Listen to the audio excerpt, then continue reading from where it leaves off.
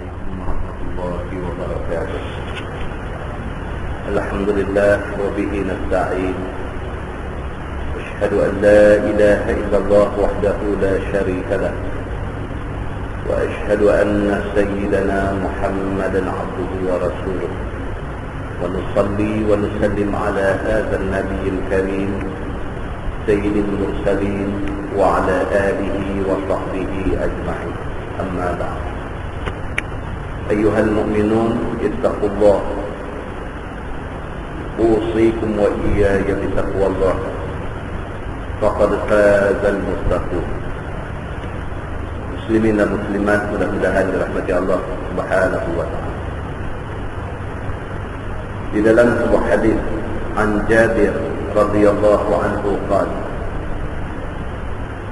kana Rasulullah sallallahu alaihi wasallam yu'allimuna al-istikhara fil umuri kulliha kas-surati min al-Qur'an.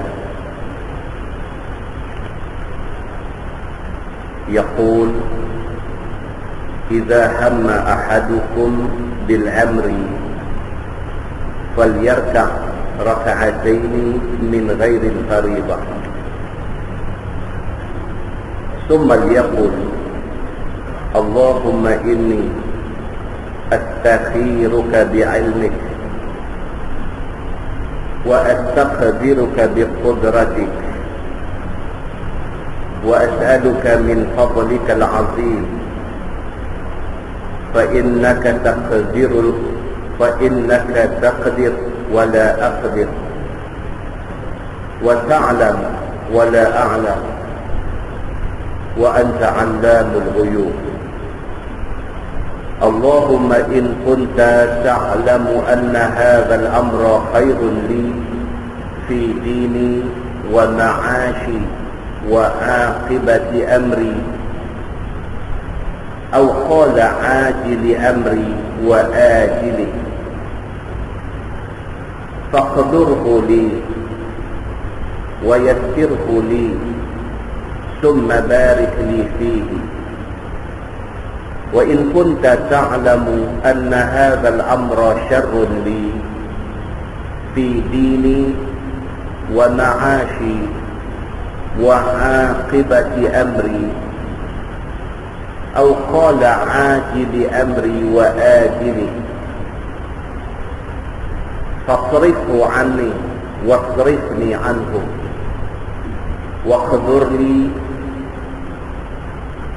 واقدر لي الخير حيث كان ثم رضني به. قال النبي صلى الله عليه وسلم ويسمي حاجته أو كما قال. Hadis sahih riwayat Al-Bukhari. Daripada Jabir radhiyallahu anhu, kata dia, Nabi sallallahu alaihi wasallam mengajak kepada kami tentang sembahyang al-istikharah, yakni sembahyang untuk nak buat pilihan mana yang baik daripada beberapa perkara, seperti mana yang Allah Subhanahu wa ta'ala ajak di dalam Al-Quran. Sabda Nabi sallallahu alaihi wasallam, "Idza hamma ahadukum bil amri," apabila seseorang daripada kamu nak buat satu-satu perkara,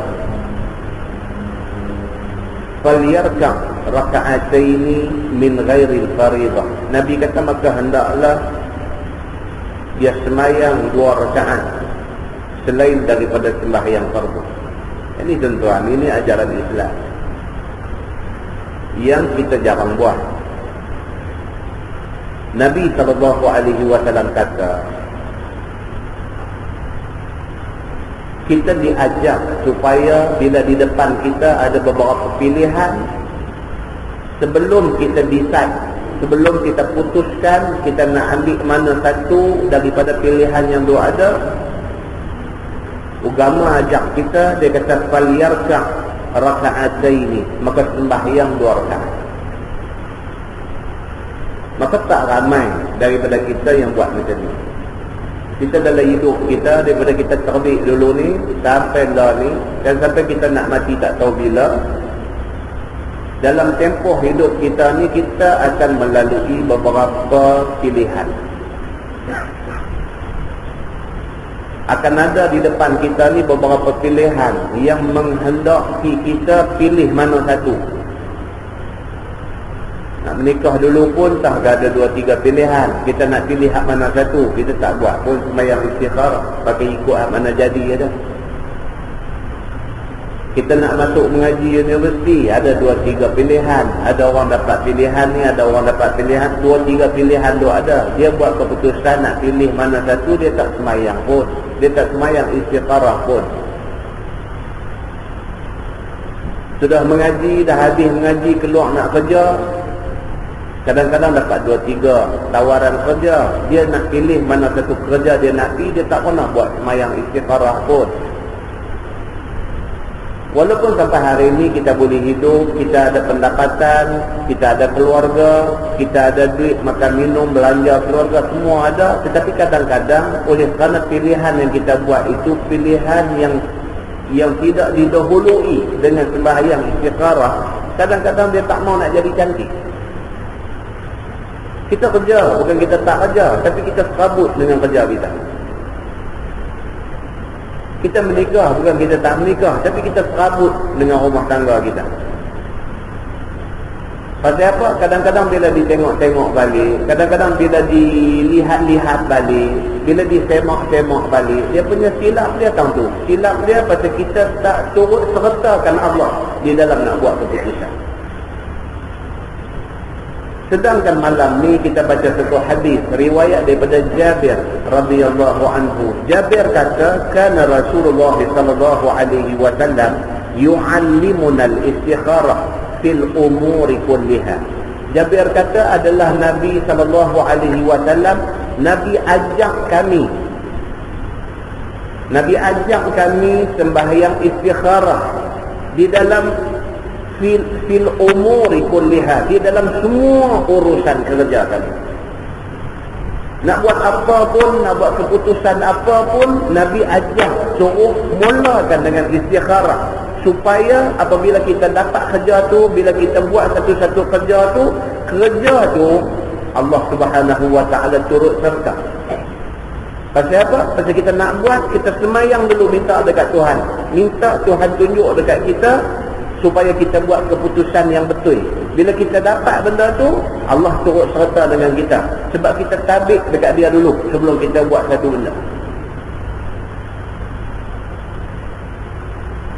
Seperti mana benda ni? Kasurati minal Quran.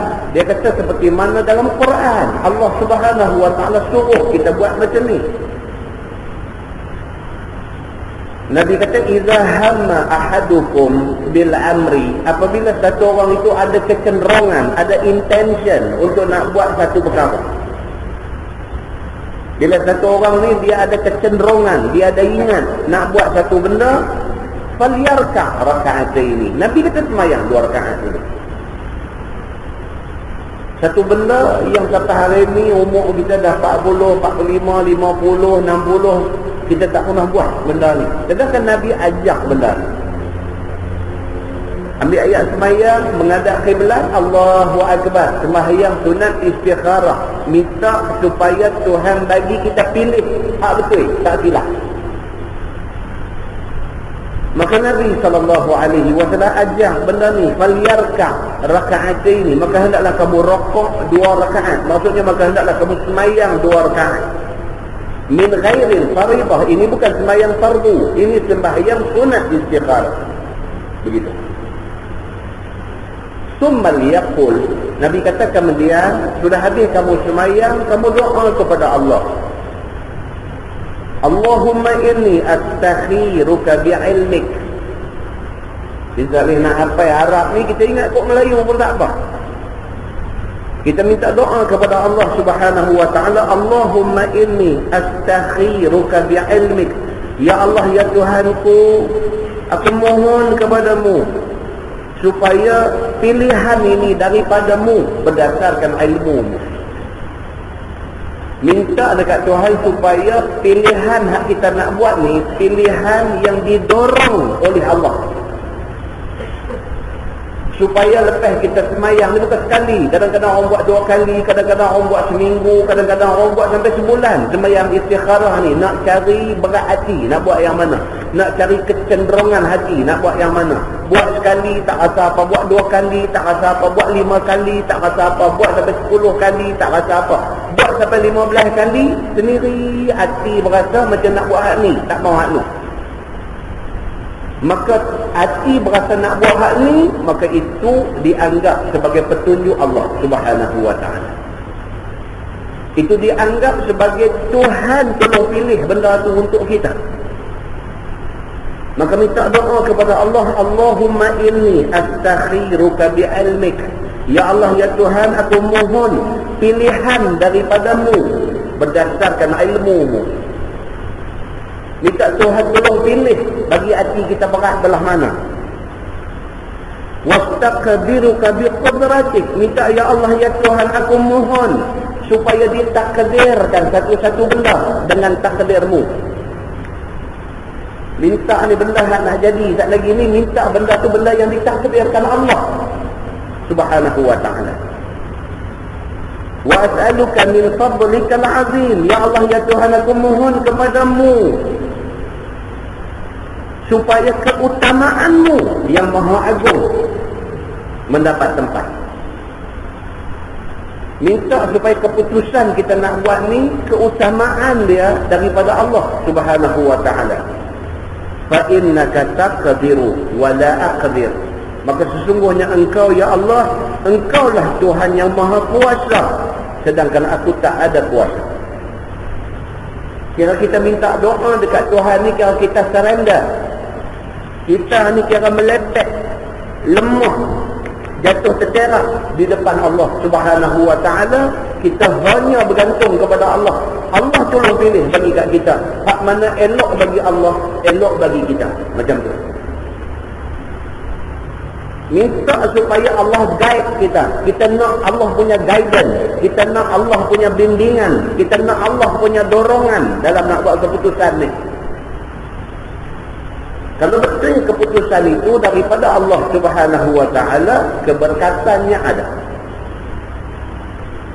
Wa anta 'allamul ghuyub. Minta ya Allah, ya Tuhan, Engkaulah Tuhan yang maha mengetahui perkara-perkara gaib. Kita tak tahu, tuan-tuan, benda gaib kita tak tahu. Tak lagi pukul 12 tengah malam nak jadi apa, kita tak tahu. Benda tu gaib bagi kita, dia tak main lagi. Kita tak tahu esok nak jadi macam mana. Kita tak tahu minggu depan apa hal nak jadi dekat kita. Kita tak tahu lagi sebulan, lagi setahun, lagi 10 tahun kita ada kat tak ada di atas muka bumi ni. Kita tak tahu. Tetapi Tuhan, wa anta 'allamul ghuyub. Engkaulah ya Allah Tuhan yang maha mengetahui benda-benda gaib.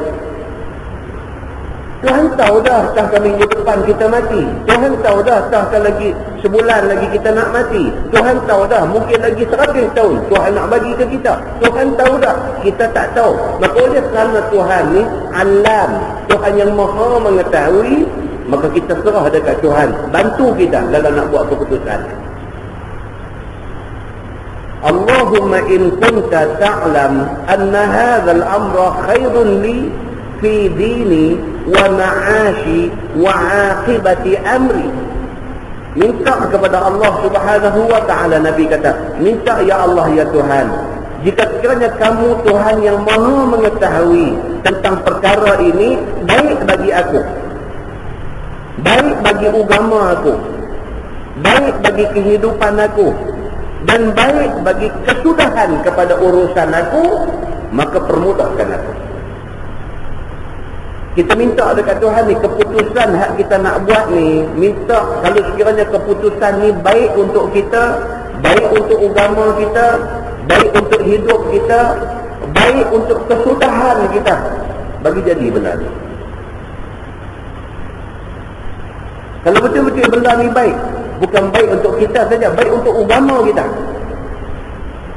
Mana kita tak tergadai, agama kita tak tergadai dengan keputusan ini. baik untuk hidup kita, ma'ashi, baik untuk kehidupan kita. Maknanya kita hidup akan bahagia kalau kita ambil keputusan ini. Wa aqibati amri, dan kalau sekiranya kesudahan dia esok ni, ending kepada hidup kita, kita tak menyesal dengan keputusan kita ni. Kalau benda ni baik sampai macam tu, minta Tuhan bagi jadi benda ni.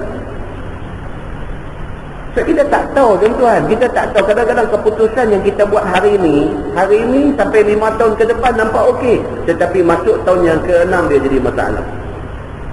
Kita tak tahu. Kita buat satu keputusan, kita duk kaji-kaji, tengok berdasarkan ilmu pendek, ilmu cetek kita ni, kita duk buat kajian, duk tengok-tengok, duk buat research, duk buat survey. Kita duk nampak bagus benda ni, kita duk nampak bagus, maka kita buat keputusan. Rupanya dia bagus cakap setahun dia masuk tahun yang kedua dia jadi tak bagus. Bermakna kita tak tahu kesudahan keputusan kita ni bagus tak bagus.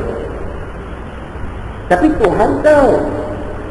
Maka kita minta tolong dekat Tuhan, minta kalau sekiranya benda ni baik untuk kita, baik untuk agama kita, baik untuk hidup kita, baik untuk kesudahan kita esok ni, bagi jadi benda ni.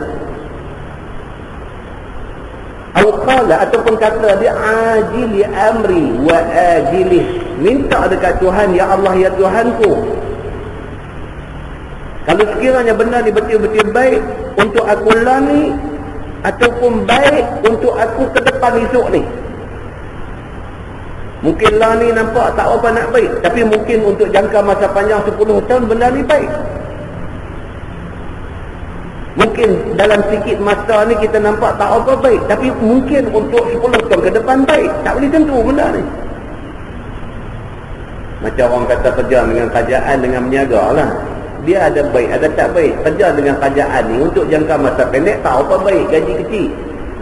Tapi untuk jangka masa panjang, kita panjang umur esok ni sampai umur 70, 80, 90, kita duduk hidup lagi, ada pension. Jadi untuk jangka masa pendek ni tak baguslah gaji kecil. Kalau kita pergi di tempat lain mungkin gaji lebih besar. Untuk jangka masa pendek ni kerja dengan kerajaan tak apa baik sebab gaji kecil. Tapi kalau dipikir jangka masa panjang, baik. Pasal apa? Umur kita 80, kita tak mati lagi, kita tak larat apa dah. Tapi kalau ada pension, itu sudah kira baik. Itu kadang benda ni kita tengok di depan, kita nampak baik, tapi jangka masa panjang tak baik. Kadang-kadang benda tengok di depan ni nampak macam baik, tapi untuk jangka masa panjang tak baik. Tapi Tuhan lebih mengetahui mana satu yang baik untuk kita. Maka minta Allah Subhanahu Wa Taala dia guide kita, dia pandu kita, dia bantu kita dalam nak buat keputusan ni, supaya kita buat keputusan itu baik untuk kita, dan baik untuk hidup kita, baik untuk agama kita, dan baik untuk kesudahan kita. Kalau sekiranya benda ni membawa kebaikan dalam tempoh yang terdekat, ataupun membawa kebaikan untuk tempoh yang panjang, faqdurhu li, ya Allah ya Tuhanku, maka takdirkanlah benda tu untuk aku. Dan minta kat Tuhan macam tu. Kalau benda ni betul-betul baik untuk kita, ya Allah ya Tuhanku, faqdurhu li, takdirkanlah benda yang baik ni untuk aku. Wa yassirhu li, ya Allah ya Tuhanku, permudahkan aku untuk nak buat benda yang membawa kebaikan untuk aku. Demikian bergantungnya kita kepada Allah Subhanahu Wa Taala. Summa barik li fi, kemudian minta, ya Allah ya Tuhanku, berkatilah aku dengan keputusan aku ini. Minta Tuhan berkati kita dengan pilihan yang kita nak buat ni. Wa in kunta ta'lamu anna hadzal amra syarrun li, demikian juga ya Allah ya Tuhanku, kalau sekiranya benda ni membawa buruk bagi aku, kalau pilihan yang ada di depan aku ni, kalau aku ambil pilihan ni membawa keburukan bagi aku, fi dini, pada agama aku, wa ma'ashi, membawa keburukan kepada hidup aku, wa aqibati amri, dan membawa keburukan kepada kesudahan hidup aku, ajili amri wa ajili, sama ada keburukan itu segera datang ataupun lambat laun akan datang keburukan, fasrifhu anni, ya Allah ya Tuhanku, simpangkanlah aku daripada buat keputusan yang boleh merugikan aku. Minta. Kalau sekiranya benda ni lambat laun akan membawa keburukan daripada awal, minta Tuhan kona kita, Tuhan simpang kita daripada pergi buat benda yang membawa kerugian kepada kita. Waqdir lil khair haitsu kana, minta ya Allah ya Tuhan, ku takdirkanlah mana-mana yang baik untuk aku.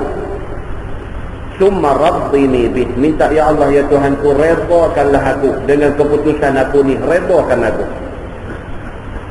Qala Nabi sallallahu alaihi wasallam wa yutammi hajatah. Nabi sallallahu alaihi wasallam kata, kemudian ingatlah apa hajat kita kepada Allah Subhanahu wa taala. Hadis itu hadis sahih riwayat Al-Bukhari.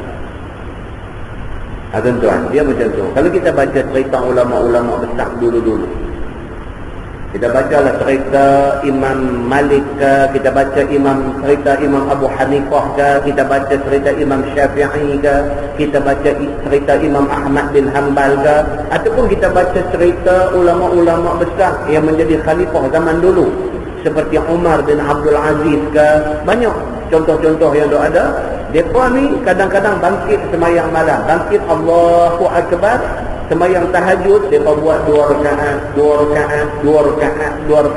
sampai nak menjelang subuh baru mereka bangkit. Kerana semayang tahajud ini paling kurang 2 rakaat, paling panjang berapa pun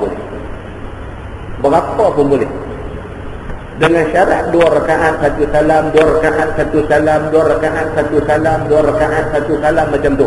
Lagi tengok masa doa ada subuh tak masuk lagi, Allahu Akbar, tahajud 2 rakaat, bagi salam tengok masa ada lagi, Allahu Akbar, tahajud 2 rakaat, bagi salam tengok masa ada lagi, Allahu Akbar, tahajud 2 rakaat, sampailah nampak 10 minit lagi nak masuk waktu subuh, berhenti. Tunggu saat lagi masuk waktu subuh, semayang sunat qabliyah subuh, semayang subuh. Maka itu sebab bila kita baca cerita Umar bin Abdul Aziz, misalnya orang panggil dia Umar Al-Thani, Umar yang kedua, kerana warak dia ni seumpama Umar Al-Khattab, maka dia dipanggil Umar Al-Thani, Umar yang kedua. Dia semayang malam boleh pergi sampai 100 rakaat, boleh pergi. Muslimin dan muslimat yang dirahmati Allah sekalian. Demikian ceritanya. Bagaimana orang-orang dulu, ulama-ulama dulu, penggantungan diri mereka kepada Allah Subhanahu wa taala cukup tinggi. Sehingga kerana apa keputusan mereka nak buat, mereka minta restu, minta redha daripada Allah Subhanahu wa taala baru buat. Maka tidak heran orang-orang yang macam ni semua sentiasa mereka ni mendapat naungan dan tunjuk ajar daripada Allah Subhanahu wa taala. Allah pelihara mereka, Allah selamat mereka daripada terbabas dan tersasar jalan. Mudah-mudahan mukadimah itu memberi manfaat kepada kita semua. Bulan puasa pun dah nak main dekat. Mudah-mudahan bulan puasa ni lebih banyak ibadah kita daripada tidur kita. Kerana lama dah kita duduk tidur banyak ni. Lebihkan sikit ibadah kepada Allah Subhanahu wa taala menjelang bulan Ramadan yang nak main tak berapa lama lagi, insya-Allah. Kita menggunakan Bahrul Mazi jilid 18.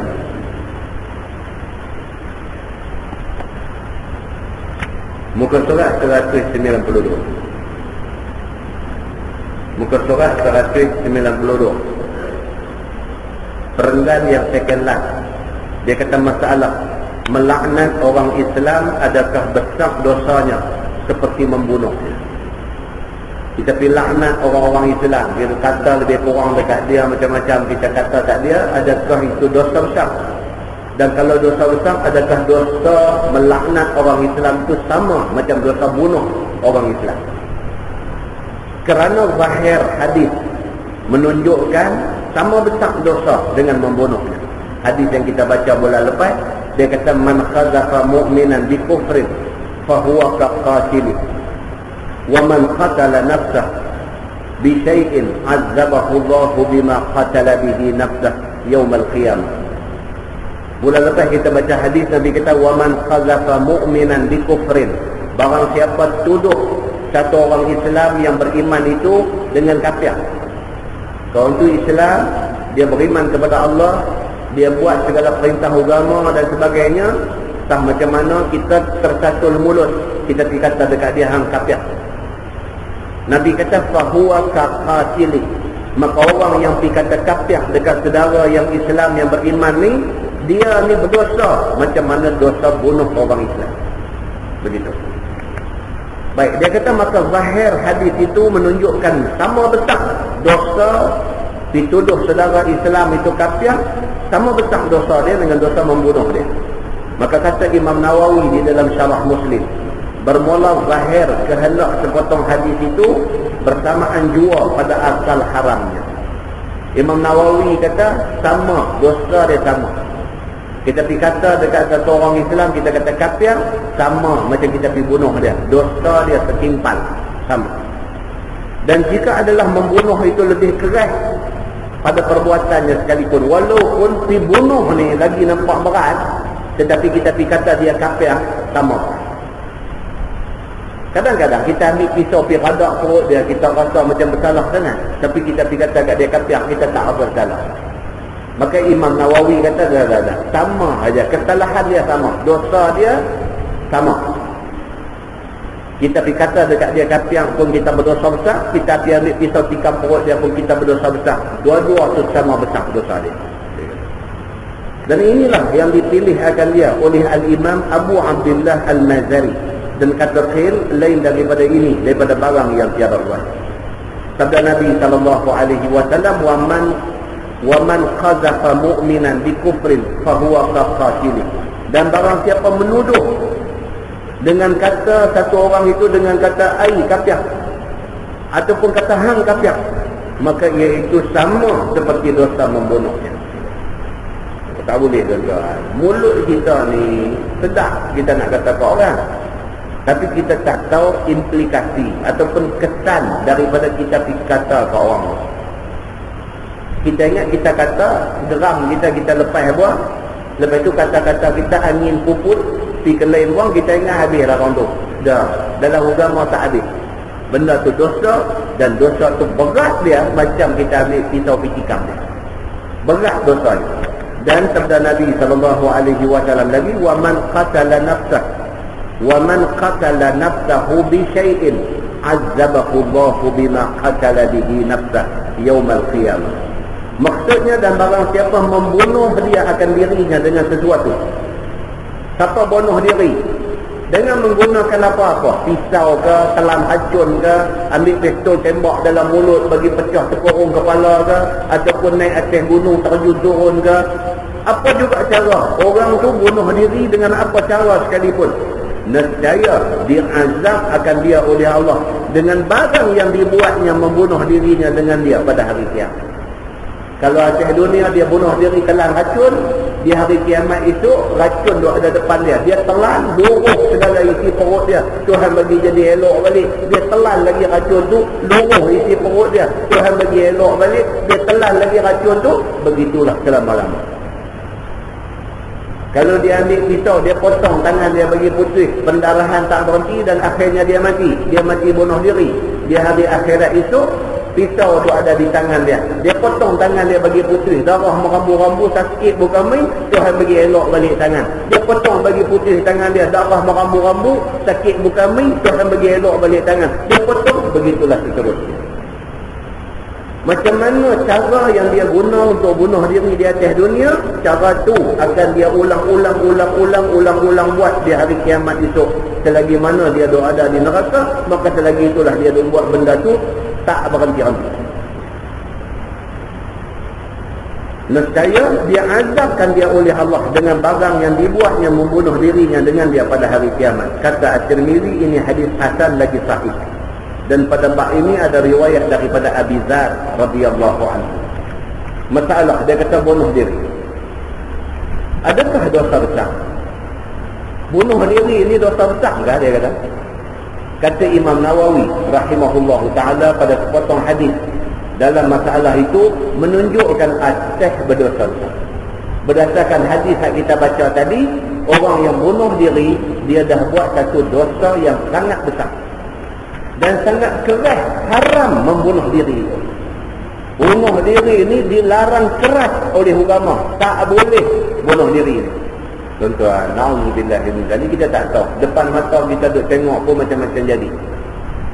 Tengok-tengok awal-awal hidup nampak bagus, nampak beriman, semayang di masjid dan sebagainya. Tengok-tengok saja mati bunuh diri. Di rumah ada senapang patah pucuk. Dulu ni dia apply lesen senapang patah ni pasti ada kebun durian. Habis kebun durian dah tak ada, nak tembak tupai tak ada. Satu hari dah macam mana kecewa, macam mana dalam hidup dia. Dia duduk tengok senapang tu, dia nampak satu macam. Akhir-akhir apa jadi? Ambil bangku kiri kanan, kapit badan, ibu jari kaki bubuh dekat trigger tu, petik, pang, kata pecah kepala. Kadang-kadang haji pun buat benda ni, kadang-kadang orang hadap di masjid pun berakhirnya begitu. Na'udzubillahi min dzalik. Minta Tuhan jauh daripada kita pergi jadi macam tu. Na'udzubillahi min dzalik. Tuan-tuan, itu sebab dalam semayang Nabi sendiri baca doa. Allahumma khtim lana bihusnil khatimah wa la takhtim alaina bisu'il khatimah. Minta ya Allah, bagilah ending hidup kita, bagilah penamat hidup kita, bagilah tutup hidup kita, kesudahan hidup kita ni cantik. Minta dekat Tuhan, minta ya Allah ya Tuhan, tamatkanlah hidup kita ni bihusnil khatimah, dengan penamat yang cukup cantik. Wala taqtim alaina bisu'il khatimah. Ya Allah, janganlah kamu habiskan hidup kami ni dengan penghabisan yang sangat buruk. Minta tamat. Kita dah Tuhan letak kita atas track, atas landasan elok ni. Minta Tuhan kekalkan kita di atas landasan keimanan ni. Sampai mati kita biar mati dalam keadaan elok macam ni.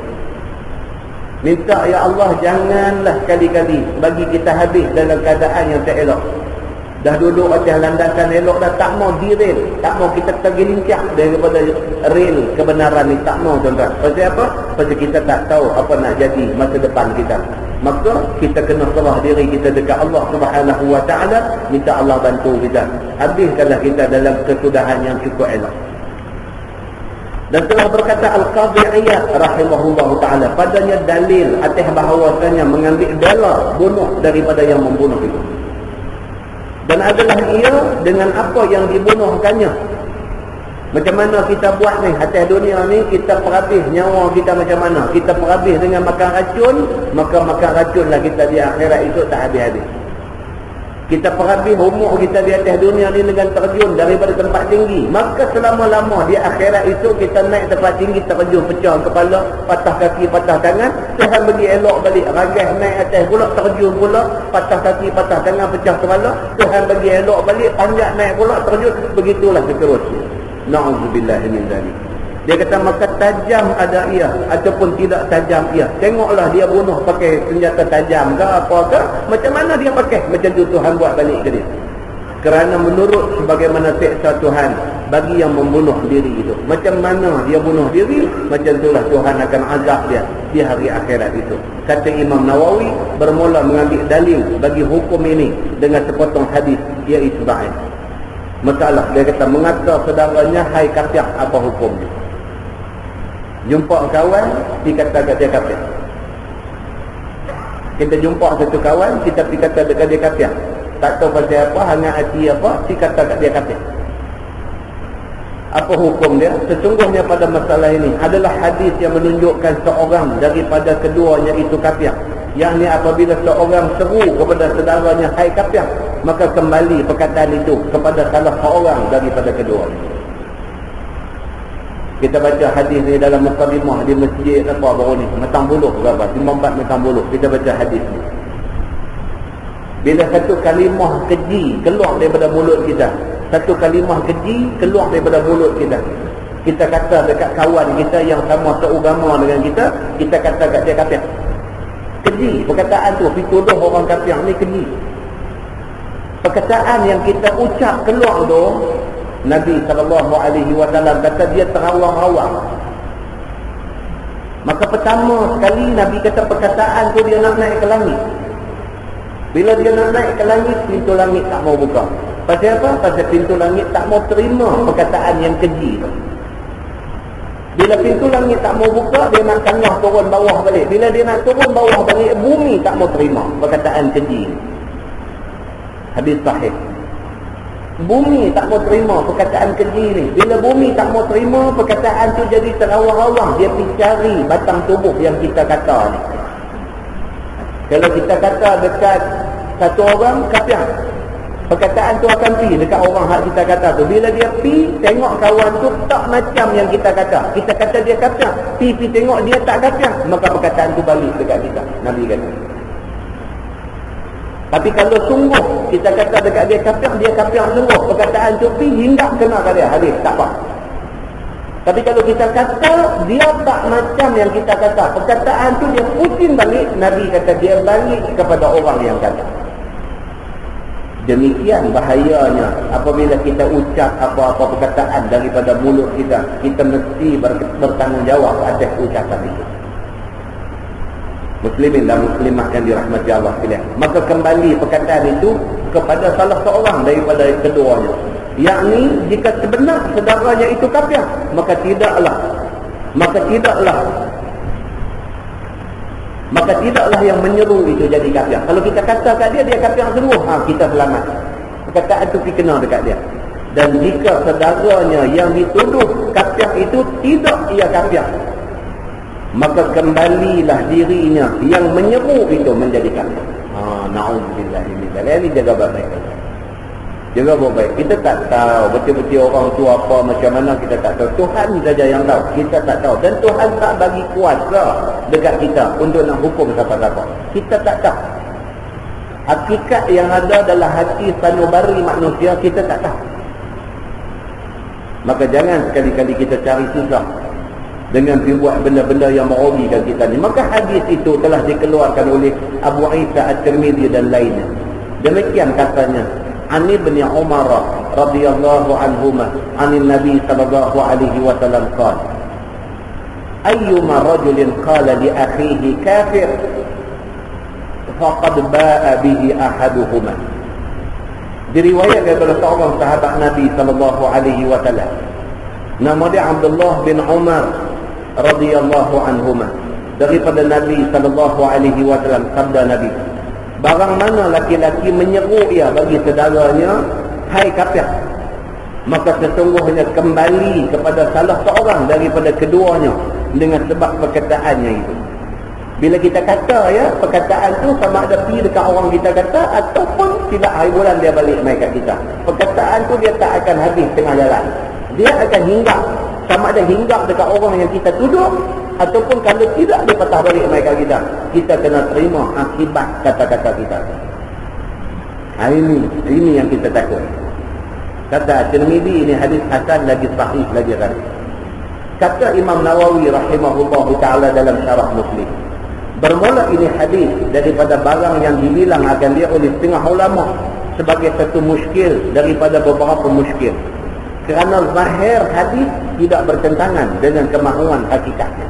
Macam mana kita baca hadis tu, macam itulah maksudnya. Maka dia tak perlu ditafsirkan dan ditakwilkan dengan berbagai-bagai takwil. Bermula kenyataan yang demikian itu ialah bahawasanya mazhab Ahlul Haq berkata, tiada jadi kafir orang Islam dengan sebab maksiat. Orang tu dia ahli maksiat, macam mana pun banyak maksiat yang dia buat, dia tak kafir. Kecuali kalau sekiranya dia menghalalkan benda yang Tuhan haram, dan orang bagi tahu kat dia, dia dah tahu dah pun dia tu kata benda haram tu halal juga. Apabila dia secara tahu dia menghalalkan benda haram, dia jadi kafir. Tak mudah. Kita tengok satu orang kawan kita ni hari-hari duduk berzina, kita kata kat dia hang kafir. Tak boleh kan? Berzina bukan kafir. Berzina tu dosa besar. Dosa besar tapi tak kafir. Dia masih orang Islam lagi. Dia orang Islam yang asi. Dalam bahasa ilmu tauhid dia kata mukmin asi. Orang mukmin, orang yang beriman. Pasal apa kata dia beriman? Pasal nampak dia semayang, dia puasa, dia pergi Mekah, tapi dia berzina. Dia masih ada iman, pasal itu dia semayang. Dia masih ada iman, pasal itu dia pergi Mekah. Dia masih ada iman, pasal itu dia puasa. Dia orang yang ada iman, tetapi dia didapati maksiat. Pasal apa? Pasal dia berzina. Maka dia dipanggil mukmin yang asi. Orang mukmin tetapi yang melakukan maksiat. di sisi Allah Subhanahu wa taala. Mukmin yang asi tak kafir. Ini dia nak beritahu. Jadi mengikut ahlul haq, dia kata tiada jadi kafir orang Islam dengan sebab maksiat. Seperti membunuh dan berzina. Dia bunuh orang sekalipun, dia tak kafir, tapi dia buat dosa besar. Dia berzina sekalipun, dia tak kafir, tapi dia buat dosa besar. Dia buat apa pun benda-benda yang merupakan dosa besar, selagi mana dia mengaku benda tu dosa, tapi dia tak boleh nak elak, dia buat juga, dia berdosa besar, dia tidak kafir lagi. Begitu. Dan begitulah juga berkata ia bagi saudaranya, hai kafir, dengan tidak i'tiqadkan agama Islam yang dipeluk oleh saudaranya itu batal, yakni bukannya agama. Ataupun dia kata dekat kawan dia kafir, tapi dia bukan ingat dalam hati dia kawan tu kafir agama. Dia cuma marah dia dikata kafir saja, maka dia belum jadi kafir lagi. Tapi kalau dia ingat dalam hati dia, dia kata kafir, dia ingat dalam hati dia kawan ni memang kafir, bukan orang Islam. Yang tu perkataan tu balik dekat dia. Anda tengok, yang kata agama ni dia detail macam tu. Dia tak bagi kita senang-senang hukum siapa-siapa. Dia tak bagi kita senang-senang nak hukum siapa-siapa. Tak macam tu. Kemudian di muka surat belakang tu dia ulang benda-benda macam tu. Dia bawa contoh-contoh daripada Mu'tazilah, daripada Murji'ah, daripada Khawarij dan sebagainya. Tak payah baca. Tuan-tuan tengok di bawah tu, bab ma ja'a fi man yamut wa huwa yashhadu an la ilaha illallah. Iaitu bab yang datang pada menyatakan hadis orang yang mati padahal dia naik saksi bahawasanya tiada Tuhan melainkan Allah. Ketahuilah saudaraku, bermula ini bab ada padanya beberapa banyak hadis. Dan penghabisannya hadis Al-Abbas bin Abdul Muttalib radhiyallahu anhu yang telah lalu. Maka ketahuilah olehmu bahawasanya mazhab Ahlus Sunnah dan barang yang atasnya Ahlul Haq daripada ulama salaf dan ulama khalaf, bahawasanya siapa-siapa yang mati hal keadaan dia mengesahkan Tuhan, maka masuk ia akan syurga semata-mata sebagaimana ia dan sekalipun. Kalau kita mati dalam keadaan kita masih lagi berpegang dengan kalimah la ilaha illallah Muhammadur Rasulullah, kalau kita mati dalam keadaan kita masih duk pegang agama Islam, kok mana pun last sekali masuk syurga juga. Jahat macam mana pun, minum arak, berjudi, berzina, bini orang, bini dia, jenis jahat macam ni, tapi dia orang Islam lagi. Cuma orang Islam yang jahat, membujuk lalu melentang patah, celak mata pagi minum arak, nak tidur malam minum arak, tengah malam bagi jaga minum arak. Misalnya macam tu. Orang kata kat dia, hang duk minum arak ni, hang tak tahu kan ni haram ni benda ni. Dia kata aku tahu tapi aku tak boleh lah, kalau aku tak minum tak boleh tidur. Dia kata begitu. Dia masih Islam lagi. Pasal apa? Pasal dia tidak menafikan haram arak. Dia kata memang haram, tapi aku tak boleh berhenti. Tuan-tuan, orang Islam rokok pun tak boleh berhenti. Nak kata orang minum arak tak boleh berhenti macam mana? Orang Islam rokok pun tak boleh berhenti. Kedai si kandak yang berhenti dia rokok. Orang Islam rokok Islam juga. Kedai si kandak saja dia pergi beli kedai Cina. Dia begitu aja. Orang Islam rokok pun tak boleh berhenti. Nak cerita orang minum arak nak berhenti susah lah. Pasal apa? Pasal ketagih arak ni lagi dahsyat daripada ketagih rokok. Jadi dia minum arak. Orang pergi habaq kat dia kata arak ni haram. Orang tak tahu kan hadis Nabi yang tak pernah baca kan? Nabi kata barang siapa mati hal keadaan dia mengekalkan tabiat minum arak, kekal minum arak sampai mati pun dalam keadaan mabuk, orang macam ni Allah Subhanahu wa ta'ala tak bagi dia cium bau syurga. Hang tak tahu kan? Dia kata kat dia lagu tu. Dia kata aku tahu. Dah tengah minum buat apa? Dia kata aku tak boleh. Aku tak minum tak boleh. Jangan tak takut kata Tuhan marah. Dia kata takut. Dah tengah minum buat apa? Aku nak berhenti tak boleh. Aku serai dah tak boleh. Dia kata. Hak jenis macam ni selagi mana dia tidak mengatakan arak tu halal, maka selagi itu Islam ada dalam diri dia. Islam ada. Maksudnya yang dicapai oleh ulama semua, dia kata apa? Apabila mati dia ni, hal keadaan dia Islam masih ada dalam diri dia, walaupun dia ahli maksiat yang sangat dahsyat, tetapi masih ada Islam dalam hati dia. Last sekali setelah dia didera dalam neraka, dibakar, disandai, apa dalam neraka, last sekali dia masih boleh masuk syurga. Pasal apa? Semata-mata kerana kalimah la ilaha illallah Muhammadur Rasulullah. Demikianlah mahainya kalimah la ilaha illallah Muhammadur Rasulullah ni. Mahainya jadi orang Islam. Muslimin dan muslimat yang dirahmati Allah sekalian, ini yang dia nak beritahu dekat kita. Maka semua ulama ahli sunnah, sama ada ulama salaf ataupun ulama khalaf, bahawasanya siapa-siapa mati hal keadaannya mengesahkan Tuhan, masuk dia akan syurga semata-mata bagaimana dan sekalipun, kok mana pun last sekali masih ada harapan masuk syurga. Begitu.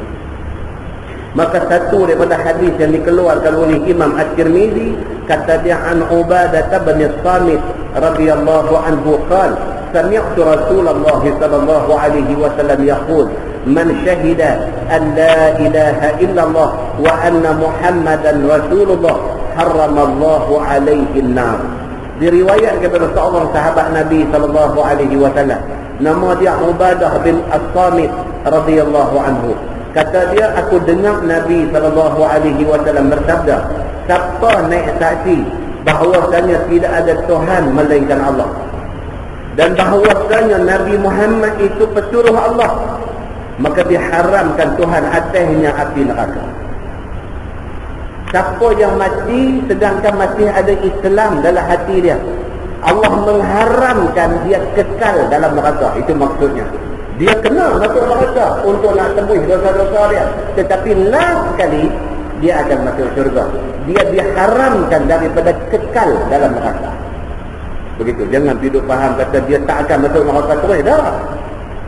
Dia kena masuk neraka untuk nak tembus segala dosa dia yang macam-macam dia buat tu, tetapi dia tidak akan kekal dalam neraka.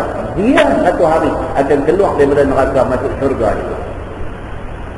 Tuan-tuan, sampai dekat tu kita nampak apa? Kita nampak limpah rahmat Tuhan ni, Allah cukup luas. Tuhan ni sampai macam tu punya jahat pun dia buka lagi pintu untuk nak terima rahmat dia.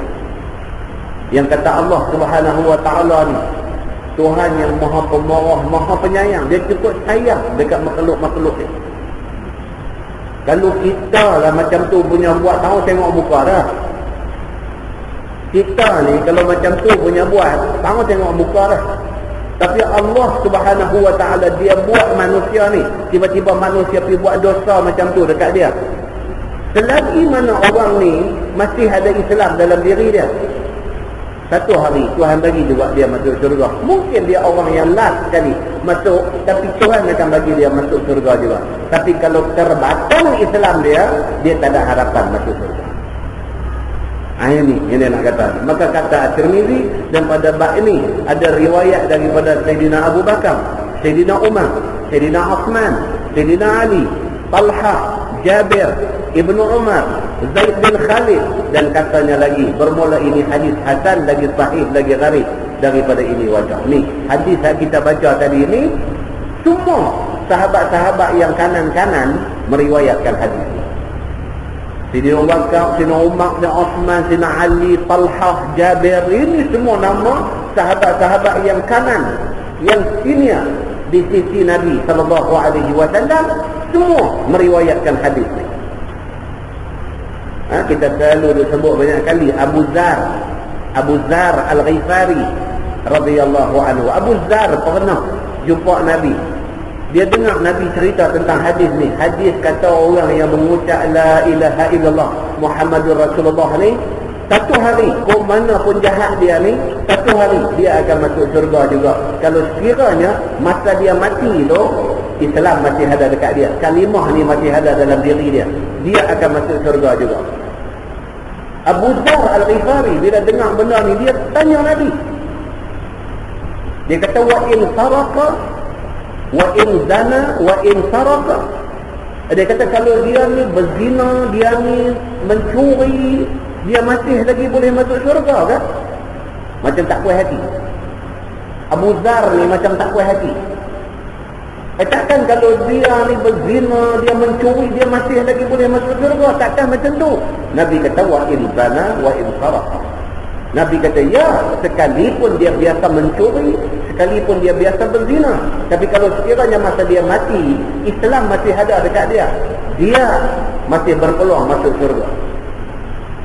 Abu Dhar macam tak puas hati, tanya lagi sekali, wa in zana wa in saraka. Dia kata ya Rasulullah, kalau dia berzina, dia mencuri pun dia boleh masuk syurga. Nabi kata wa in zana wa in saraka. Nabi kata ya. 3 kali Abu Dhar tanya, Nabi kata ya. Abu Dhar berjalan meninggalkan Nabi ni, sambil mulut dia kata dia macam tak percaya apa yang Nabi kata. Tuan nampak, kadang-kadang kita ni dia terlebih pada Tuhan. Tuhan pun boleh bagi ampun kepada orang yang buat dosa-dosa ni, kita kadang tak boleh. Kita ni nak cengeng pada Tuhan ni. Kadang-kadang kita ni macam tu. Abu Dhar dia taklah tak nak bantah Tuhan, tapi dia macam nak minta kepastian, nak minta kepastian, nak minta kepastian. 3 kali dia minta kepastian, 3 kali Nabi menegaskan tentang benda tu. Maka hadis tu dia menceritakan tentang Islam ni tuan-tuan kena jaga. Jangan sampai Islam yang Tuhan bagi dekat kita ni rosak, jangan. Pasal apa? Hilang Islam, tak ada guna kita jadi manusia di atas dunia. Begitu. Dan sesungguhnya diriwayatkan daripada Az-Zuhri bahawasanya ditanya orang daripada sabda Nabi sallallahu alaihi wasallam, man qala la ilaha illallah dakhala al-jannah. Maksudnya Nabi bersabda, siapa mengucap la ilaha illallah, nescaya masuk dia akan syurga. Kata Az-Zuhri adalah ini pada zaman awal Islam. Ini pendapat satu ulama nama dia Az-Zuhri. Dia kata hadis ni hanya diguna pakai pada zaman awal-awal Islam dulu, sebelum turun segala fardu, yakni segala perintah dan segala larangan, segala amar dan segala nahi. Maka kemudian daripada turun segala fardu itu, maka disyaratkan masuk syurga dengan mengucap la ilaha illallah, di samping menyempurnakan yang fardu dan perintah dan larangan Allah. Ini pendapat ulama Az-Zuhri. Dia kata tak semudah tu, tak sekadar ucap la ilaha illallah lepas tu pergi buat dosa tungin terbalik akhirnya akan dapat syurga juga. Dia kata tak semudah tu. Syarat orang yang mengucap la ilaha illallah Muhammadur Rasulullah dapat syurga ni, syarat dia apa? Apa yang Tuhan suruh dia buat, apa yang Tuhan larang dia jaga baik-baik, dia jangan pergi buat.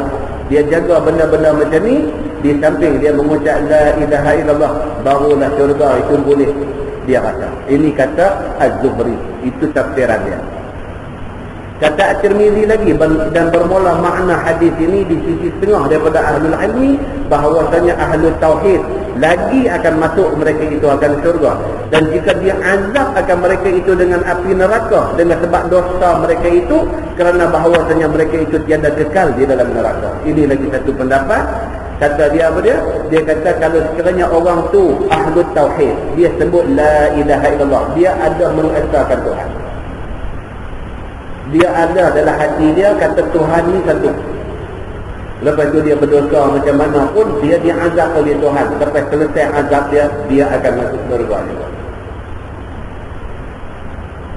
Dan sesungguhnya diriwayatkan daripada Abdullah bin Mas'ud dan Abi Dzar dan Imran bin Husain dan Jabir bin Abdullah dan Ibni Abbas dan Abi Sa'id Al-Khudri dan Anas bin Malik radhiyallahu anhum daripada Nabi sallallahu alaihi wasallam. Dan tengok berapa ramai sahabat-sahabat Nabi meriwayatkan hadis ni.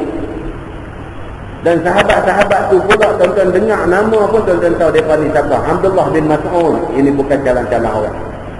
Ibnu Mas'ud, orang yang bertanggungjawab pancung Abu Jahal masa perang Badar. Abdullah bin Mas'ud. Abu Dzar, ini nama yang cukup hebat.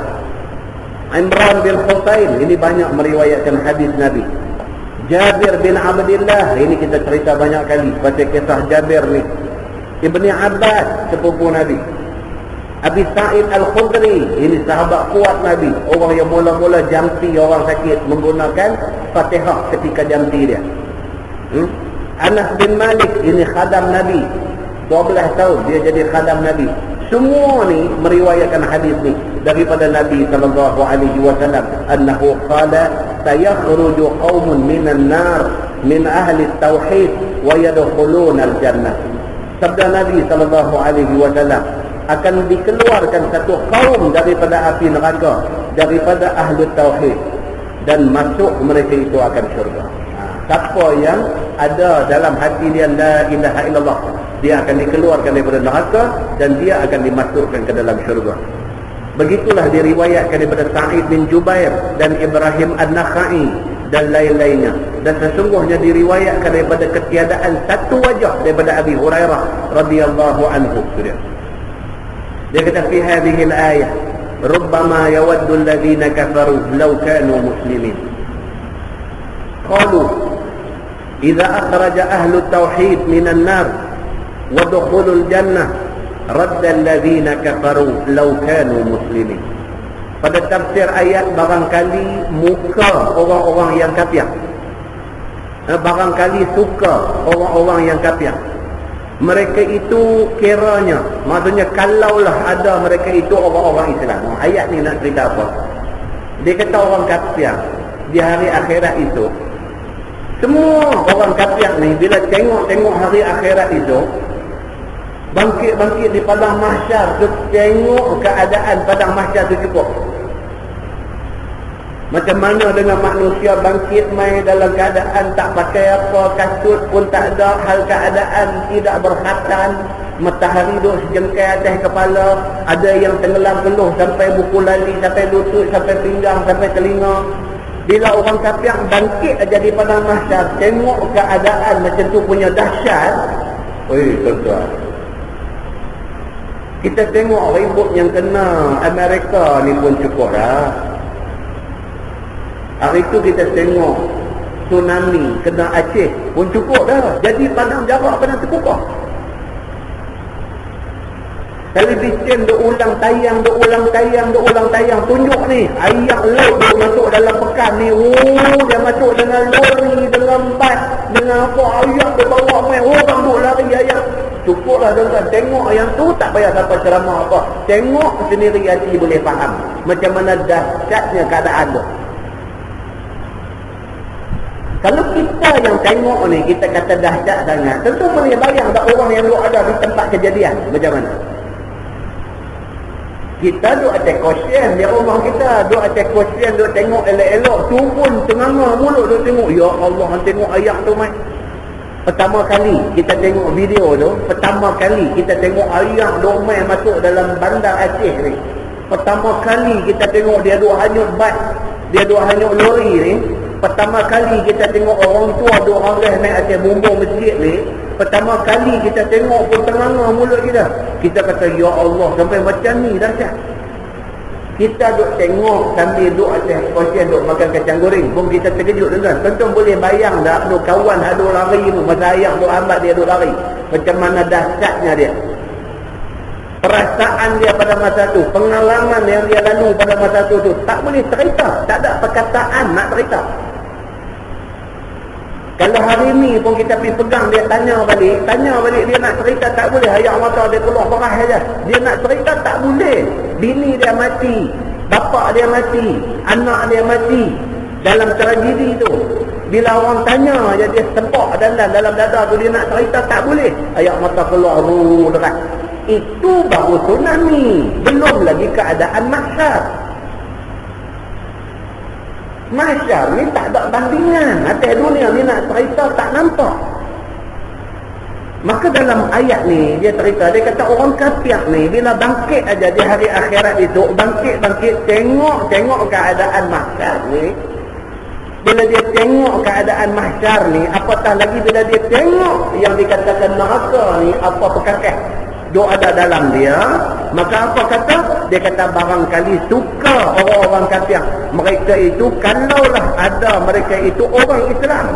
Mereka tengok aja dandan, mereka ingat dalam hati apa dia, kalaulah dulu aku jadi orang Islam berapa punya bagus. Dia ingat lagu tu. Dia tengok macam mana susahnya orang yang kafir ni kena dera, dia tengok tu dandan dia ingat dalam hati dia apa? Dia kata kalau lah dulu aku ni orang Islam, dia duk sebut kalau lah dulu aku orang Islam, aku dulu rumah sebelah masjid aja, duk dengar orang bang, duk dengar kuliah pun duk di rumah pun dia duk dengar. Dia kata kalau lah masa tu aku pergi masuk Islam, kalau lah masa tu aku mengucap lagu, kalau aja Tuhan sebut benda ni dalam Quran. Maka kata mereka itu, apabila dikeluarkan ahlu tauhid daripada neraka dan dimasukkan mereka ke dalam syurga, maka sukalah orang-orang kafir itu sekiranya mereka itu orang Islam. Orang kafir ni duduk dalam neraka, duduk kena bakar dengan api. Sebelah dia pun ada orang kena bakar dengan api, tapi kawan sebelah dia tiba-tiba malaikat mai, abang okey, hari ni bebas. Bebas pasal apa? Pasal dia Islam. Tapi dia Islam yang mencuri, dia Islam yang minum arak, dia Islam yang berzina, dia Islam yang buat benda dosa. Dia kena azab. Lepas dia kena azab, selesai azab dia dibawa keluar daripada neraka nak pergi syurga. Bila bawa keluar ni hak kafir ni tengok, apa dia ingat pasal tu? Quran kata apa? Dia kata, kalau lah aku orang Islam, tentu aku pun hari ni boleh keluar. Kalau aku orang Islam, demikian menyesal manusia. Kerana di atas dunia dia tidak jadi orang Islam. Tuan-tuan, kalau orang yang beranak naik kafir sampai mati kafir menyesal, tuan-tuan boleh bayang tak orang yang dah jadi Islam dah atau murtad patah balik si ke kafir, berapa punya menyesal dia ni? Dia kata aku dah Islam dah hari tu ni, macam mana aku boleh murtad? Lagi 1000 kali menyesal berbanding dengan kafir ni. Kafir tu telah lah daripada awal dia kafir. Jadi kalau dia kena neraka pun padan dengan dia. Ni hak Islam dah ni. Hak semayang dah, hak beta puasa dah. Nak jadi pula lagi biasa pergi Mekah buat haji dah. Tiba-tiba pergi jadi murtad. Na'udzubillah min zalik. Akhirat itu berapa punya menyesal dia ni.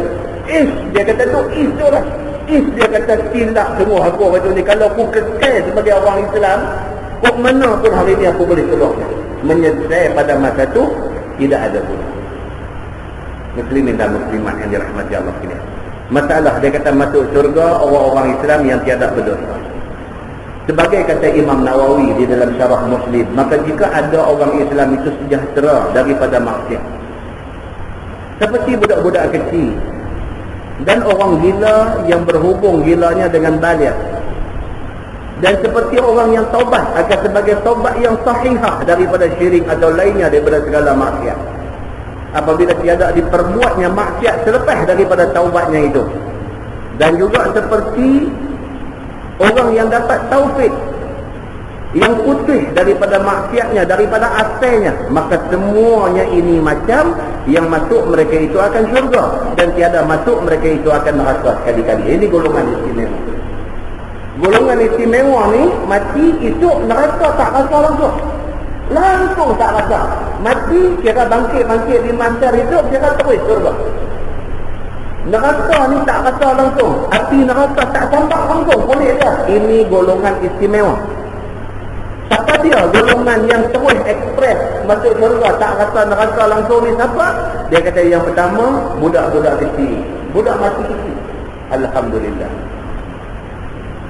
baru umur 6 tahun, baru umur 3 tahun, baru umur 3 bulan, dan hidup atas dunia ni, hirup udara atas dunia, dan 3-4 kali tarik nafas, lepas tu penat-penat lagi. Syurga terus budak-budak ni. Ataupun dan dekat pergi mengaji sekolah darjah 1, darjah 2 sampai darjah 6, tapi tak akhir balik lagi, budak-budak lagi, tak dikira dosa pahala lagi. Umur 6 tahun tiba-tiba kena musibah apa ke, aksiden apa ke, mati. Syurga terus lepas ni ekspres laku. Ataupun orang yang gila, yang gila ni berhubung dengan baligh. Dia gila, dia elok sampai umur 12 tahun dia jadi gila, lepas tu dia baligh dalam keadaan dia sudah gila. Hak ni mati, syurga terus. Kita aja duk tengok dia duk jalan tepi jalan hari ni pakai kabel ikat, tapi kabel ikat pakai saja tapi jadi 10 ditinggal, bawah tak ada apa. Kita nak tengok lah, kata tengok ni punya duk gulung tinggal sekepai je. Kita duk gelak ke dia. Gelak apa tuan? Dia syurga terus hidup ni. Kita ni nak kena gelak dengan dia. Ni orang yang terus masuk syurga. Ataupun dia kata orang yang hidup macam dunia dan dia ada buat dosa. Tapi menjelang akhir-akhir hidup dia macam mana ke, main masjid, mengaji-ngaji, dia berasa kekesalan yang tak tahu nak cerita. Dia kesal dalam hati dia mengenang kejahat dia dulu. Dia main-main mengaji, dia balik dulu di rumah, dia melengung, dia fikir balik dulu zaman buah dia dulu ni. Dia minum arak, dia biasa berzina, dia biasa buat yang tu yang ni, zalim ke orang ke apa semua. Dia menyesal, dia bertaubat pula. Dia kata dengan taubat yang sahihah, taubat nasuhah. Dia taubat semua-semua dan Allah Subhanahu wa ta'ala terima taubat dia. Selepas Allah terima taubat dia, dia tak buat dah dosa apa pun. Tak lama lepas tu dia mati. Syurga terus juga orang ni atas limpah rahmat Allah Subhanahu wa ta'ala. Ini yang dikatakan husnul khatimah. Penghati hidup dia tu cantik, elok. Begitu. Maka orang-orang yang macam ni, dia kata terus mereka ni masuk syurga dan tiada masuk mereka itu akan neraka sekali-kali. Tetapi mereka itu melalui atas neraka itu, atas khilaf yang ma'ruf pada melaluinya. Maka yang sahihnya bahawasanya dikehendaki dengan melalui di atas sisi siratal mustaqim. Dia kata mereka ni neraka tak masuk langsung. Geng-geng hak istimewa tadi ni tak masuk neraka langsung. Tapi mereka kena lalu atas sirat. Sirat yang di bawah dia neraka. Yang kata sirat ni sisi hak semua kita kena lalu. Semua kena lalu. Nabi pun kena lalu. Sirat tu Allah hampas dia di bawah neraka. Dua lintas di atas. Maka ada yang lintas ni terpantas kilat. Zoom kata dua ada di surga. Sebarang sana surga. Ada yang lintas ni macam mana naik kuda beras. Nabi kata naik kuda beras sampai balik sana. Ada yang lintas macam orang lari lintas sampai balik sana. Ada yang lintas macam orang berjalan anak ramal. Dia kata berjalan lari anak macam orang tawah 3 pusingan yang pertama tu lari anak. Ada yang lintas macam orang berjalan. Ada yang lintas macam merangkak. Ada orang yang lintas dalam keadaan kesot. Nabi kata duduk kesot nak sampai balik sana. Sambil pada duduk lintas ni, kiri kanan ni pula ada pula besi-besi cakok, 2 cakok orang yang lintas ni. Maka orang yang spesial tadi ni, yang kata terus masuk syurga tanpa rasa neraka ni, dia kena lintas juga. Tapi lintas duduk sampai balik sana.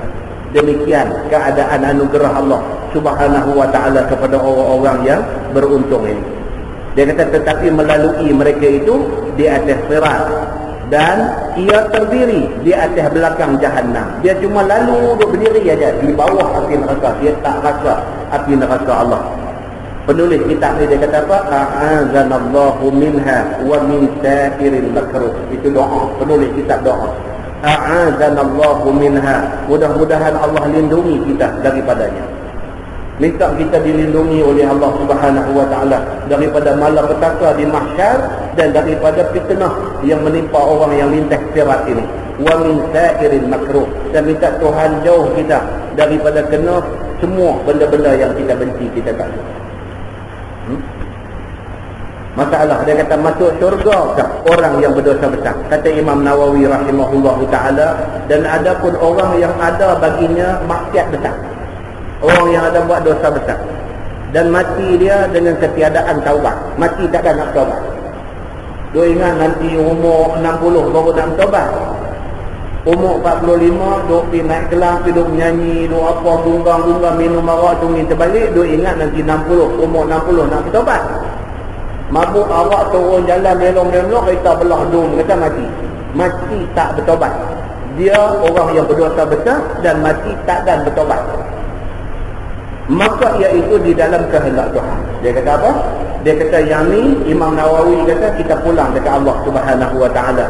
Apakah yang ditunggu dia di sana? Allah yang mengetahui. Jika dikehendaki Allah ampunnya, nescaya diampun. Ini atas Tuhan. Dan dimasukkan dia ke dalam syurga dan dijadikan dia seperti bahagian yang pertama tadi. Dan jika dikehendaki Allah mengazabnya kadar yang dikehendaki Allah Subhanahu wa ta'ala, nescaya dia azabnya. Kemudian barulah dimasukkan dia ke dalam syurga. Ini Tuhan punya hal. Bukan kita punya hal, tak payah kita bincang pasal ini. Kalau adik-beradik kita, na'udzubillah min zalik. Kalau adik-beradik kita yang jenis macam ni, dia buat dosa besar tak dan taubat mati. Kita minta dekat Tuhan, mudah-mudahan Tuhan ampun dia. Dekat tu yang boleh buat. Dekat tu je, selebihnya serah kepada Tuhan.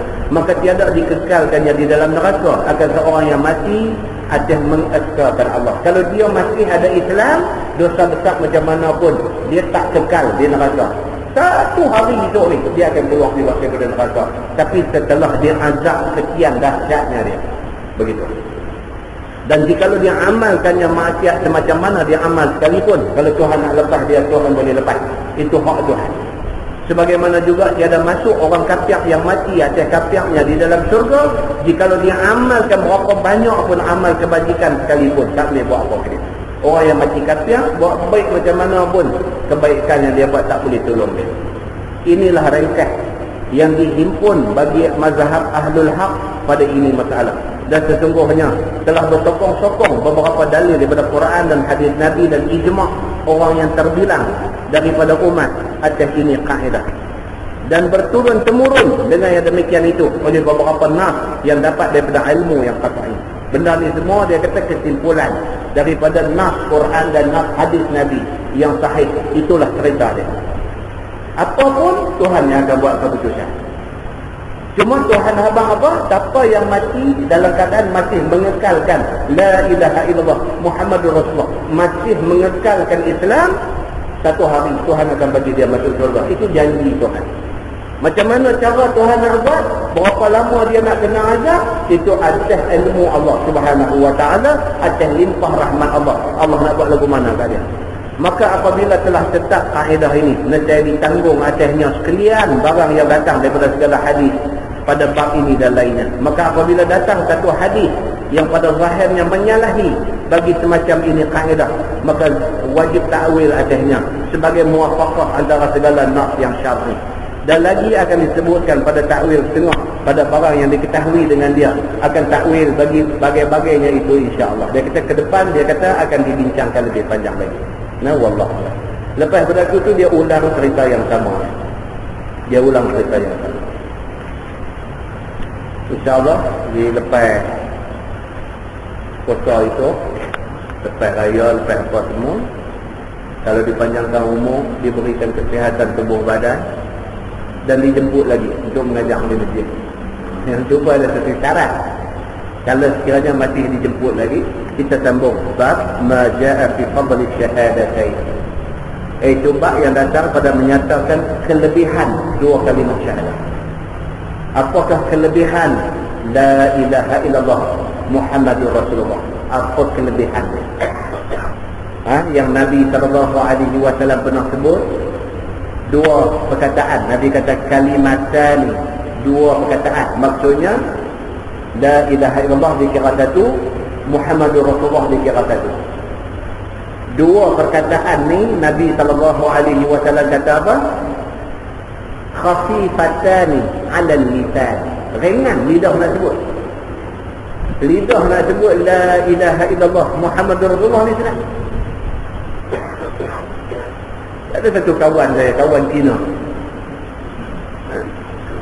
Dia kalau telefon kita, Assalamualaikum ya Ustaz. Assalamualaikum dia satu. Ya Ustaz pula. Ya tu ada Arab yang lagi di situ. Assalamualaikum biasa lah, ramai orang boleh sebut. Tak, dia telefon ni, Assalamualaikum ya Ustaz. Kita tak jawab lah. Pasal nombor dia kita tahu. Betul? Kita kata, hai, ada mana? Kita tanya ada. Hai, jawablah salam dulu. Tak jawab bergegar. Dia kata, ui, dia main lagu tu. Kan? Kita kata tak boleh. Aku boleh jawab salam dengan cara apa? Masuk Islam. Dia kata aku boleh lah. Asyhadu an la ilaha illallah, dia mengucap pula lah.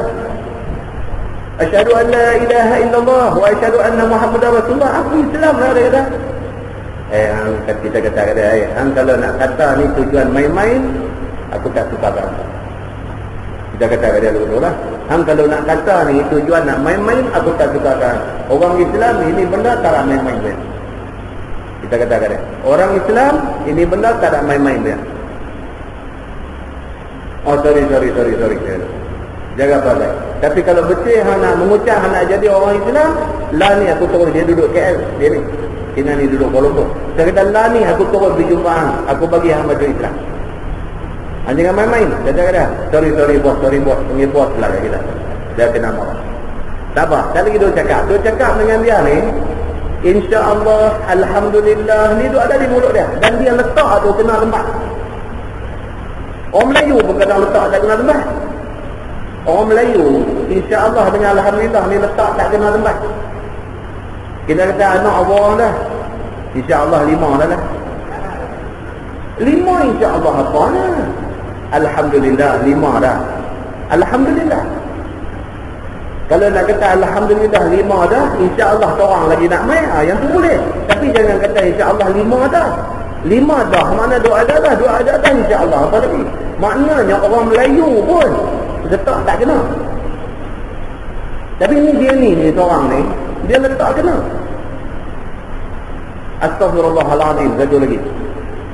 Bila kita kata dia menyaga dahsyat lah ni, dengar cerita kata hang ni, Masya Allah, dia kata manalah sampai macam tu. Tapi insya-Allah lah ke depan mana lah nak tahu. Tu letak tu kena tempat. Ya. Lah kita kata ada ni. Nama dia Andy Lau.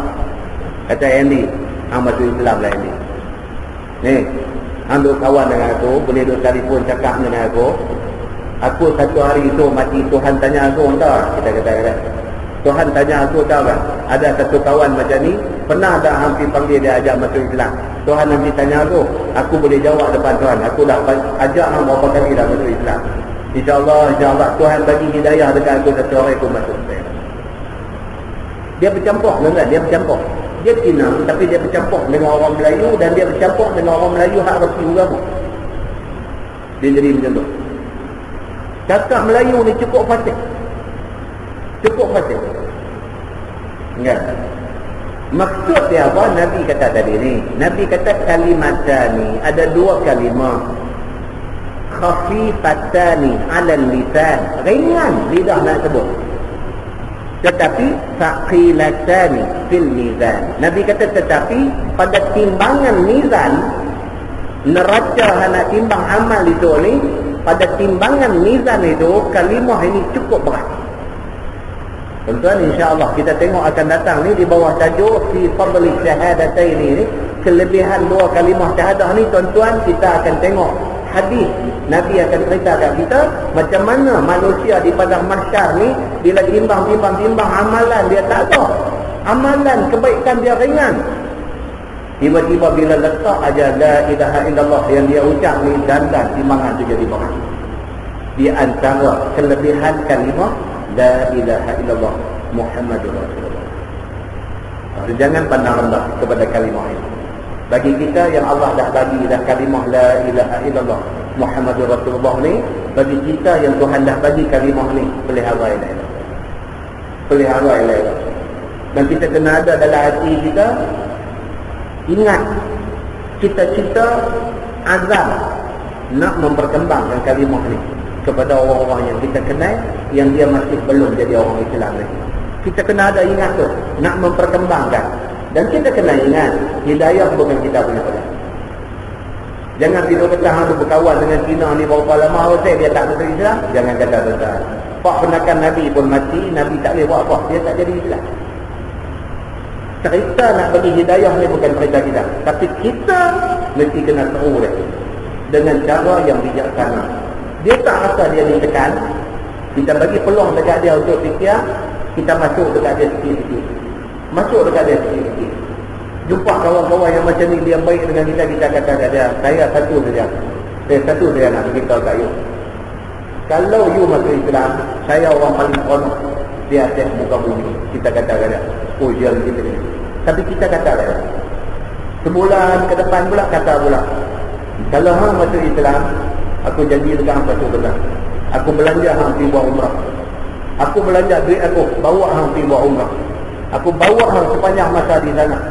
nak pergi ziarah apa di mana, aku bawa, aku ceritakan satu-satu apa benda jadi di tempat ni, jadi apa di tempat ni, jadi apa. Aku baca semua cerita, aku beritahu dekat aku belanja hang tak payah buat keluar satu duit pun. Kalau hang masuk Islam, ini satu benda aku janji dekat kata macam tu.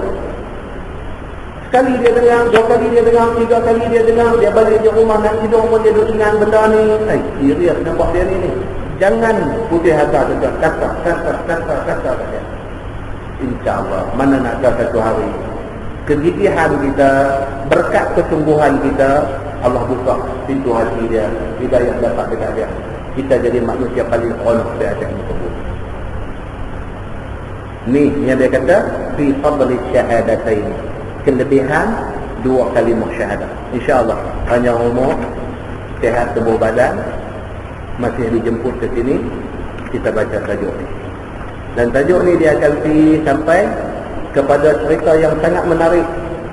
Ma jaa fi iftiraq hadhihi al-ummah, cerita tentang umat Nabi Muhammad ni berpecah belah, dan pecah dia ni sampai kepada 73 pun. Dia akan cerita dekat kita apa pasal jadi perpecahan ni, dan perpecahan ni dia membawa manusia sampai ke mana. Yang dikatakan perpecahan umat ini di akhir zaman. Kemudian dia akan main tajuk-tajuk yang berikutnya, semua pun tajuk-tajuk yang baik. Sampai ke ujung sana dia akan sampai perbahasan tentang kita baca apa-apa bacaan sampai kepada orang mati. Dia akan main perbincangan tentang benda. Kita kata kita baca Fatihah, hadiahkan kepada fulan dan fulan yang meninggal dunia. Bacaan itu sampai kepada orang mati. Dia akan bawa main nas, dia akan bawa main perbahasan ulama tentang dia. Ulama mana kata sampai, ulama mana kata tak sampai. Yang kata sampai apa alasan dia, yang kata tak sampai apa alasan dia. Kita akan tengok, kita akan dapat faham daripada apa yang Nabi SAW nak bagi faham kepada kita, insyaAllah. Saya mengambil kesempatan ini untuk memohon banyak-banyak kemaafan daripada tuan-tuan dan perempuan semua. Kalau sekiranya sepanjang kuliah saya di sini ada sesuatu yang tak senangkan hati tuan-tuan, ataupun tuan-tuan rasa marah, tak selesa, tak puas hati dan sebagainya, itu adalah terhasil daripada kesilapan dan kelemahan saya sebagai manusia. Dan mudah-mudahan Allah Subhanahu Wa Taala limpahkan taufik dan hidayah daripada kita semua. Dan mudah-mudahan bulan puasa Al-Ahmad ini jadi bulan yang kita betul-betul boleh lipat gandakan amal baik kita di sisi Allah Subhanahu Wa Taala. Yang baik itu daripada Allah, yang tak baik itu silap saya. Kita tangguh dengan tasbih kafarah dan surah Al-Asr.